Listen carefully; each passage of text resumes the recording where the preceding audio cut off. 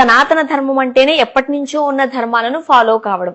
First of all మీరేం చెప్తారు? సనాతన ధర్మాన్ని ఫాలో అవ్వాలంటారా, వద్దు అంటారా? సనాతన ధర్మాన్ని ఫాలో అవ్వకూడదు.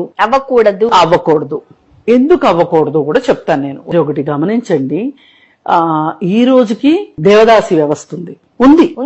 అవును. ఇప్పుడు కొన్ని కులాల్లో ఇది ఉంది, ఈ ఆచారం ఉంది.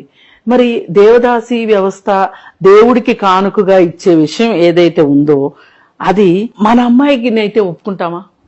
మీ అమ్మాయినైతే మీరు ఒప్పుకుంటారా? ఇప్పుడు ఎవరైతే సనాతన ధర్మం కరెక్ట్ అని చెప్తున్నారో వీళ్ళు ఎవరన్నా ఒప్పుకుంటారా? వాళ్ళ కుటుంబాల్లోంచి ఇస్తారా? మరి నిజంగా అది దేవుడి కోసమే కదా ఆ బిడ్డను సమర్పించేది, దేవుడికి కానుకగా కదా.